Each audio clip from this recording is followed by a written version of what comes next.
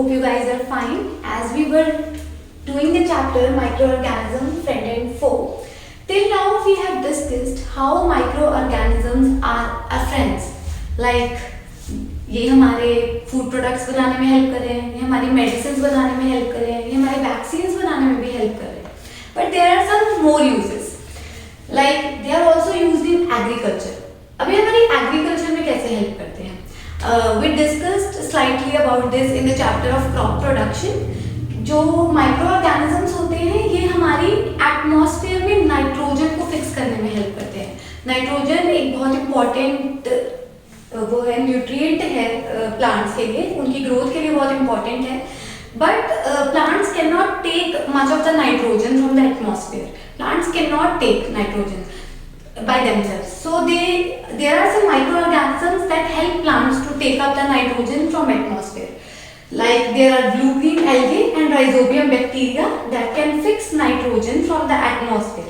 By fixing nitrogen, अगर वो एक बार नाइट्रोजन को फिक्स कर लेते हैं, they increase the fertility of soil. जिससे soil की जो fertility है वो increase हो जाती है. अब प्लांट के लिए तो fertility is the important factor. जैसे सॉइल की फर्टिलिटी इंक्रीज होगी, प्लांट की ग्रोथ इंक्रीज होगी. और जो राइजोबियम बैक्टीरिया होता है ये कैसे हेल्प करता है हमारी फिक्सेशन ऑफ नाइट्रोजन में? ये जो हमारे लेग्यूमिनस प्लांट्स होते हैं जैसे बीन्स, ग्राम्स, पीस, इन सब की रूट्स में जाके एक स्ट्रक्चर बनाता है. उस स्ट्रक्चर में जाके खुद रहता है और नाइट्रोजन फिक्स करने में हेल्प करता है. उस स्ट्रक्चर को हम कहते हैं nodules. Rhizobium lives in the roots of leguminous plants. It forms nodules, such swollen structures. These are called as nodules. ये जो swollen structures हैं जो plant के roots में बना लेता है, there lives the bacteria. These swollen structures are called as nodules. And by staying there, by living there, it helps in the nitrogen fixation. Okay. Next, they are helping in the cleaning of environment. अभी हमारे environment को clean करने में कैसे help करते हैं? Normally we have observe this thing in our daily life कि अगर हम कभी देखते हैं कि प्लांट्स के कुछ ऐसे सूखे पत्ते हैं या कुछ एनिमल वेस्ट है या हमारे घर का ही कोई किचन वेस्ट है, हमारे पील्स हैं, वेजिटेबल पील्स हैं, फ्रूट पील्स हैं, ये हम नॉर्मली सॉइल में डाल दें तो विद टाइम ये डिग्रेड हो जाते हैं. वहाँ पे थोड़े टाइम के बाद मिट्टी बन जाती है. वहाँ पे वो जो वेस्ट हमने डाला था वो वेस्ट वैसे एग्जैक्टली हमें उसी तरह नहीं मिलता. अगर आप कंपेयर करो, आप एक प्लास्टिक को डिग करो सॉइल में और आप अपने किचन वेस्ट को डिग करो सॉइल में, थोड़े टाइम के बाद चेक करोगे you will find exactly plastic उसी शेप में मिलेगा जैसे आपने उसे डिग किया था. वैसे प्लास्टिक में कोई चेंज नहीं आएगा. बट जहां हमने किचन वेस्ट, अपना दूसरा बायोडिग्रेडेबल वेस्ट को डिग किया था, वहां आप चेंजेस देखोगे, वहां थोड़ी सॉइल फॉर्मेशन हुई होगी. तो ये सॉइल फॉर्मेशन में हेल्प कौन करता है? ये हमारे माइक्रो ऑर्गेनिजम्स जैसे बैक्टीरिया एंड फंजाई, ये हमारी डीकम्पोजिशन में हेल्प करते हैं. ये हमारे वेस्ट को मैन्योर में, सॉइल में बना देते हैं, सॉइल में कन्वर्ट कर देते हैं. In this way they help in cleaning the environment. Micro organisms like bacteria and fungi, they can decompose dead organic waste of plants and animals. They can also decompose sewage and other type of waste. In fact, it is said by scientists कि अगर हमारे ये decomposers nature में present ना हो, अगर ये छोटे छोटे ऑर्गेनिजम्स डिकम्पोजिशन का प्रोसेस ना करें, ये डेड वेस्ट को मतलब उनका डिकम्पोजिशन ना करें, तो हमारे पास 20 किलोमीटर्स हाई एक माउंटेन बन जाएगा डेड बॉडीज का. So it's very important role played by the microorganisms, that is decomposition.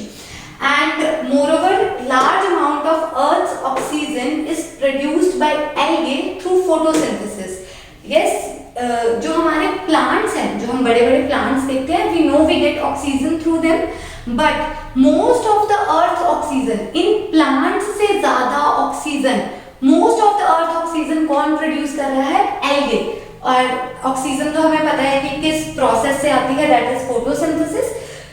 तो there are some benefits that we are getting from microorganisms. Let's do a quick revision. Earlier we studied microorganisms help in the production of beverages and food products. They help in the production of medicines and vaccines. And here we are seeing they help in agriculture by fixing nitrogen, and they help in the cleaning of environment by decomposing the dead organic waste of plants and animals. तो अभी तक हम पढ़ रहे थे कि micro organisms होते कहाँ हैं, ये मिलते कहाँ हैं, इनके मेजर ग्रुप्स क्या हैं और ये हमारे फ्रेंड्स कैसे हैं. But now we will see the other side of coin कि ये हमारे अब दुश्मन कैसे हैं. How are there enemies. Now we will discuss the 4 part of the title of the chapter. Now I don't think I need to explain this much कि ये हमारे दुश्मन कैसे हैं. ये अब हम हर रोज एक्सपीरियंस कर रहे हैं कि how a small virus is so deadly to us. ये हमारा इतना बड़ा छोटा सा वायरस हमारा अब सबका दुश्मन बन चुका है. तो yes, they are our enemies because they cause us diseases. ये सिर्फ हमें ही diseases नहीं कर रहे, ये हमारे प्लांट्स को खराब कर देते हैं, ये हमारे फूड को खराब कर देते हैं, ये हमारे क्लोथ्स को खराब कर देते हैं. So in this way we say that microorganisms are harmful to us. Why microorganisms are harmful? Because they affect the human health by causing diseases. They can also affect plants, food and our clothing. But अब we see कि कुछ तो microorganisms हमें benefit कर रहे हैं और कुछ हमें नुकसान कर रहे हैं. तो ऐसे माइक्रो ऑर्गेनिजम्स जो हमें नुकसान करते हैं, जो हमें डिजीजेस देते हैं, उन्हें हम पर्टिकुलरली क्या कहते हैं? Pathogens. Such micro organisms that cause diseases in plants and animals they are called as pathogens. अब हमें ये डिजीजेस देते कैसे? ऐसे तो है नहीं कि हम खुद इनके पास जाते हैं, हम नॉर्मल लाइफ से बोर हो गया प्लीज हमें डिजीज दे दो, ऐसा तो हम नहीं करते. तो ये हमें डिजीज कैसे कर सकते हैं? ये हमारी बॉडी में एंटर कैसे करते हैं? ये एयर के थ्रू एंटर कर सकते हैं, ये हमारे खाने के थ्रू एंटर कर सकते हैं, ये कई बार खुद एंटर नहीं करते, किसी कैरियर के थ्रू हमारी बॉडी में एंटर कर जाते हैं, या किसी हमारे फ्रेंड को इन्फेक्ट कर देते हैं और उससे हमारी बॉडी में आ जाते हैं. So there are different modes of their infection. How they can infect us? They have their different methods. Like one is air, food, water, direct contact. They can found in carriers and cuts and wounds. कई बार हमारे कोई cut लग जाता है, उसके through भी हमारी body में एंटर कर जाते हैं. तो ये हमारी बॉडी में एंटर करते हैं तो क्या करते हैं? डिजीजेस. इनसे हमें common diseases, one of the very common that we are daily seeing is corona and others like flu, common cold, chicken pox, malaria etcetera. Okay, कुछ ऐसे डिजीजेस हैं जो एक इन्फेक्टेड पर्सन से एक हेल्दी पर्सन को ट्रांसफर हो जाते हैं. कई बार हम एक हेल्दी पर्सन जब इन्फेक्टेड पर्सन के कांटेक्ट में आता है तो उनसे ये डिजीज हेल्दी पर्सन को ट्रांसफर हो जाता है. ऐसे डिजीजेस जो एक इन्फेक्टेड पर्सन से हेल्दी पर्सन की बॉडी में ट्रांसमिट हो जाते हैं उन्हें हम कहते हैं communicable diseases. Diseases that can spread from infected person to healthy person, they are called as communicable diseases. और कई बार ये माइक्रो ऑर्गेनिजम्स डायरेक्टली हमारी बॉडी में एंटर नहीं करते, ये अपना कोई कैरियर ढूंढ लेते हैं, ये एक मोड ऑफ ट्रांसपोर्ट ढूंढ लेते हैं जैसे हमारी बॉडी में एंटर करेंगे. और most common mode of transport होते हैं हमारे मक्खी मच्छर, जैसे मस्किटोज एंड हाउसफ्लाइज. ये हमारी बॉडी के आसपास घूमते भी रहते हैं, ये बहुत ज़्यादा भी होते हैं, हम नॉर्मली इन्हें बहुत ज़्यादा देखते रहते हैं. ये बहुत ही इजी वे है माइक्रो ऑर्गेनिज्म का कि वो हमारी बॉडी में इनके थ्रू एंटर कर जाए. So mosquitoes and houseflies they are common carriers. इनके एग्जांपल है anopheles mosquito, it is the carrier of malaria. Aedes mosquito, they are the carriers of dengue. So ये सिर्फ हमारी बॉडी को नुकसान नहीं कर रहे हैं, ये हमारे एनिमल्स को भी नुकसान करते हैं, हमारे क्रॉप्स को, हमारे प्लांट्स को भी नुकसान करते हैं. सो there are some examples of diseases that they cause in animals like anthrax of cattle, fin rot of fish, and in plants they cause red rot of sugarcane. Normally कभी हमने आपने sugarcane खाया तो खाते खाते उसमें कभी red spots हमें दिखते हैं. So it's not basically कि sugarcane is bleeding, no. वो उसे एक फंगस डिजीज हुआ है. So red rot of sugarcane, it is caused by fungus. Citrus canker, कई बार हमारे citrus fruits, नींबू वगैरह ये खराब हो जाते हैं, इन्हें एक बैक्टीरिया कॉज करता है citrus canker. Yellow vein mosaic of bhindi, कई बार हमारे जो लेडी फिंगर होती है इसके प्लांट्स के जो लीव्स हैं उनकी जो वीन्स है वो येलो हो जाती है. लाइक देयर आर प्लांट्स, तो जो इनकी ये वीन स्ट्रक्चर होता है ये येलो हो जाता है. सो इट अपियर्स कि जो हमारा ग्रीन लीफ है वो येलो हो गया. So yellow vein mosaic of bhindi. So this is that's how we call them our enemies. That's why we call them our enemies, because they are harmful and they cause us diseases. And some that pathogens, that microorganisms that cause us diseases, we call them pathogens. There are different methods by which they can enter our body, like air, food, water, direct contact, etc. They can cause us diseases like flu, common cold, chickenpox, and diseases that can spread from the infected to healthy person. They are communicable, and the common carriers of such microorganisms are mosquitoes and houseflies. And they not only cause diseases to animals or human beings, they can also infect plants.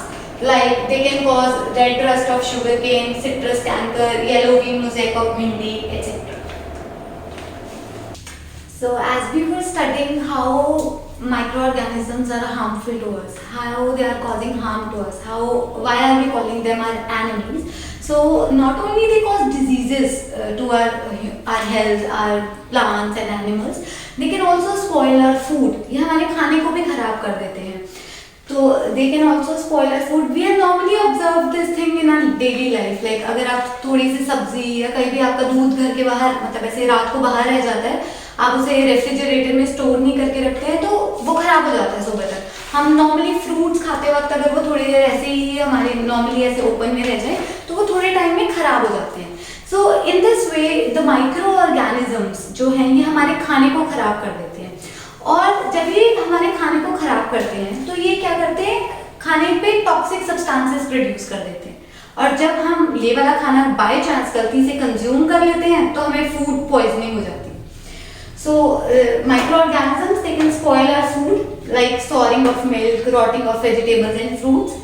They produce toxic substances on food, and by consuming such food, they can cause us food poisoning. तो अब food को बचाएं कैसे? हम खुद को तो बचा रहे थे, हम मेडिसिन या वैक्सीन ले रहे थे, पर अब खाने को कैसे बचाएं? खाने को बचाने के हमारे पास दो तरीके हैं. या तो हम उस माइक्रो ऑर्गेनिज्म को मार दें, वी कैन किल इट, और हम उसकी ग्रोथ को रोक दें. हम उसके ग्रोथ का जो साइकिल है, उसकी जो रिप्रोडक्शन है, उस पर एक स्टॉप लगा दें. So we have two ways to kill it, we have two ways to preserve our food. अपने फूड को बचाने के we have two ways. We can either kill the micro organism और we can stop their growth. अब ये कैसे possible है? जो हमारा टेम्परेचर है ना, temperature it plays a very good role. ये हमारे बहुत हेल्प कर सकता है. It can kill the micro organism when the temperature is high. अगर टेम्परेचर बहुत ज्यादा हो जाए तो ये हमारे माइक्रो ऑर्गेनिज्म को मार सकता है. या अगर टेम्परेचर बहुत लो हो जाए, अगर हम माइनस में कर दें अपना टेम्परेचर, तो जो माइक्रो ऑर्गेनिज्म है वो मरेगा नहीं, पर उसकी स्टॉप हो जाएगी ग्रोथ. उसकी ग्रोथ और रिप्रोडक्शन पे स्टॉप आ जाएगा.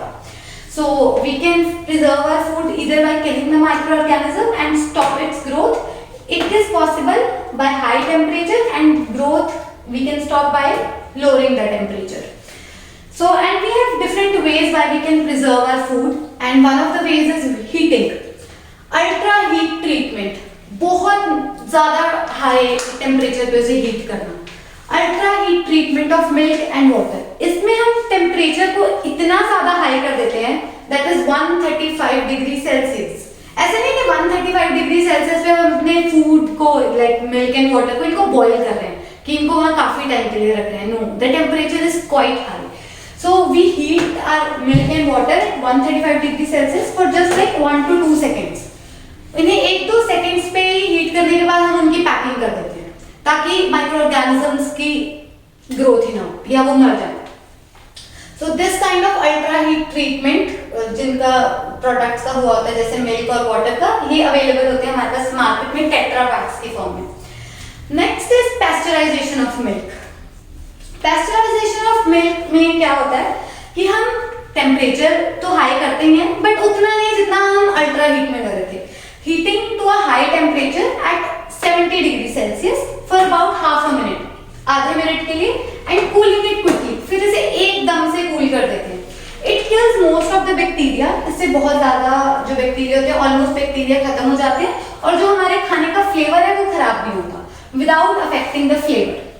And third is cooling. Cooling is one of the ways by which we can stop the growth of microorganisms. So it stops the growth and reproduction of the bacteria or other microorganisms. Next thing that we have seen commonly in our house is the chemical preservatives. हम कुछ chemicals वगैरह डाल देते हैं. ऐसे कौन से chemicals हैं जो हम normally अपने घरों में देखते हैं? हम normally देखते हैं कि हमारी मम्मी अचार बनाते हैं तो उसमें salt डालते हैं. हम घर में jellies, jams बनाते हैं, हम उसमें sugar content बहुत high रखते हैं. तो ये चीजें जो हैं ये हमारे खाने को फ्लेवर तो दे ही रही हैं. Salt and sugar they are providing us flavour, but they can also kill our micro organism. ये उनकी बॉडी से वाटर लूज करवा देती हैं. उनकी बॉडी का जो वाटर कंटेंट होता है माइक्रो ऑर्गेनिज्म का वो खत्म हो जाता है जब वो सॉल्ट के या हाई शुगर के कांटेक्ट में आते हैं. तो ये माइक्रो ऑर्गेनिजम्स की बॉडी का जो वाटर है वो कंटेंट लूज हो जाता है. इस तरह जो ये सॉल्ट एंड शुगर हैं ये हमारी हेल्प करते हैं खाने को प्रिजर्व करने में. नेक्स्ट वी हैव सीन, हम नॉर्मली ऑयल या विनेगर वगैरह यूज करते हैं एज प्रिजर्वेटिव्स. ये ऑयल एंड विनेगर्स क्या करते हैं, ये टेम्परेचर या ये आसपास की कंडीशंस ही ऐसे चेंज कर देते हैं जिसमें माइक्रो ऑर्गेनिज्म की ग्रोथ ही नहीं possible. The oil and vinegars they can change the environment in which micro organism can not survive. Okay, so there are some chemical preservatives like salts and sugars. They make microbes lose water. ये microbe की body से water lose कर देते हैं. Others are oil and vinegar. They create such environment in which the microorganism cannot grow. Next is very common drying and canning. हम normally अपने घरों में काफी products को dry कर देते हैं. One of the very common things is dry fruits. It's dry fruits को ड्राई करके उन्हें स्टोर करना उनको प्रिजर्व करता है एक तरह से. हम हमारे जो सूखे मसाले वगैरह होते हैं उन्हें हम टाइट एयर टाइट कंटेनर्स में पैक करके रखते हैं ताकि माइक्रो ऑर्गेनिज्म उस पर एंटर ना कर पाए.